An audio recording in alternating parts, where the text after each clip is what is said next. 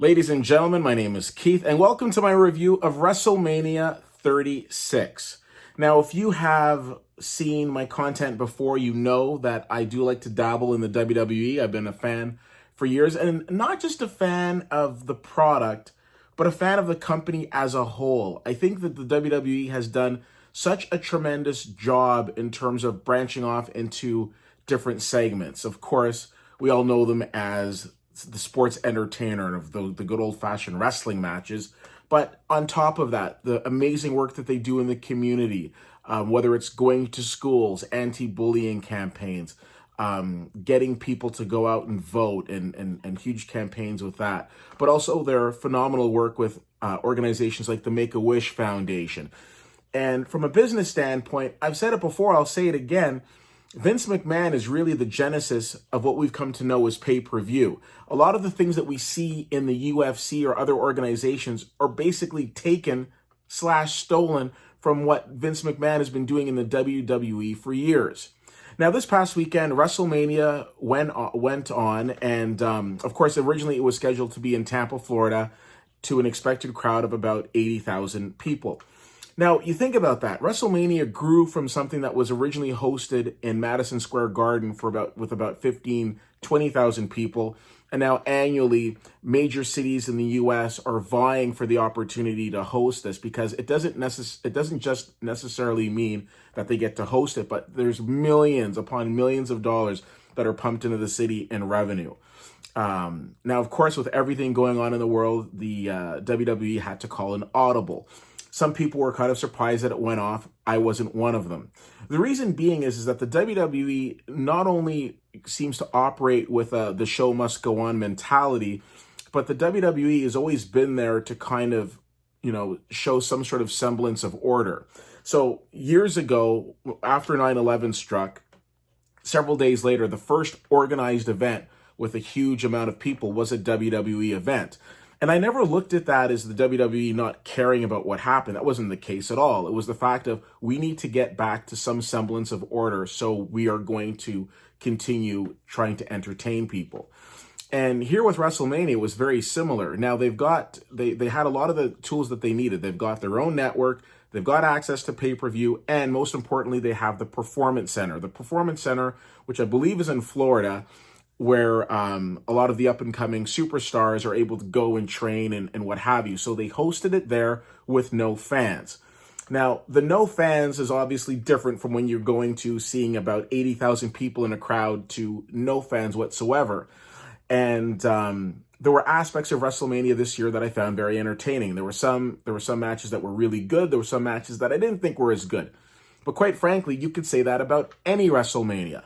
Now, last year's WrestleMania made headlines because it was the first time women were in the main event. Of course, last year it had Ronda Rousey, former UFC superstar, in the main event in a triple threat match with Becky Lynch and Charlotte Flair. The huge criticism with last year's WrestleMania was how long it was. It was, I think, when all was said and done, it was something like 8 hours or so. So by the time they got to the main event, people just wanted to go home and sleep. With all due respect to the three participants in the main event, it wasn't the fact that their match wasn't entertaining. It was just that people were just spent. So this year, WWE was pretty smart about it, and they took advantage of the fact that they were able to adjust a little bit and say, you know what, instead of putting this all in one night, we're going to spread it over two. And they had matches on the Saturday and on the Sunday as well. Now, I don't think it's fair to come out and say, well, let's rate it and let's see how it compares to other WrestleManias, because it's very different. There's no other WrestleMania in the middle of a global pandemic, so I don't think it's fair to compare. But what I will say is that I applaud the WWE for putting on the show. Without the crowd, obviously it loses a little bit, but there was still a lot to be entertained. There was no shortcuts in terms of entertainment. The wrestlers weren't going at half pace. The theatrics, the phenomenal acrobatic moves that we've come to know and love were still on full display. And yes, while not having a crowd did take away a little bit from it, you could still see that they were giving it their all. And to that, I commend them. Now, was the full roster there? No. There were some people that chose to participate. There were some people who chose not to participate. And regardless, it reminded me of the fact that at their core, these are fantastic performers. The Undertaker, who was always a staple at WrestleMania, took part in something called a graveyard match against a very talented wrestler by the name of AJ Styles. It played out in a graveyard, and it was very different than what I was expecting, but it was still very entertaining.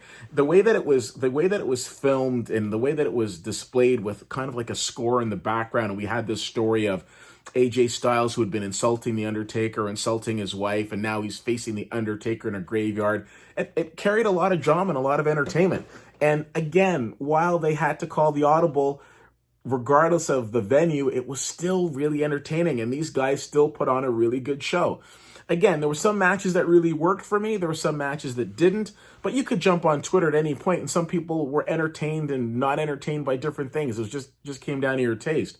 Again, going back to that Undertaker match, at one point on Twitter, somebody was like, hey, Undertaker's murdering people out here, because a bunch of guys in this graveyard match tried to jump the Undertaker, and he ended up taking them all out. What I appreciate most about this year's WrestleMania is that for 3 hours on Saturday night, 3 hours on Sunday night, I was able to turn my brain off, jump into a group chat with my wrestling loving buddies, and just disconnect from everything that was going on outside of our houses. We were able to forget about everything that was going on for just a short amount of time and enjoy what the WWE was delivering to us. Paul Levesque, a.k.a. Triple H, who's one of the bigwigs at WWE, was interviewed by ESPN last week, and he said, all we really want to do with this event is put smiles on people's faces. Well, to that, I say, job well done. Was it the best WrestleMania of all time? No, but it didn't have to be.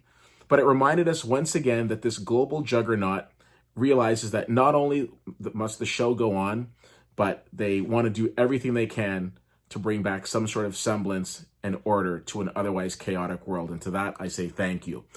If you have a chance to see WrestleMania, I'd love to know what you think. Feel free to drop me a line, CFL_fan on Twitter and Facebook.com/Whitty Whittier. Thanks so much for checking this out. My name is Keith, and we'll see you soon. Bye.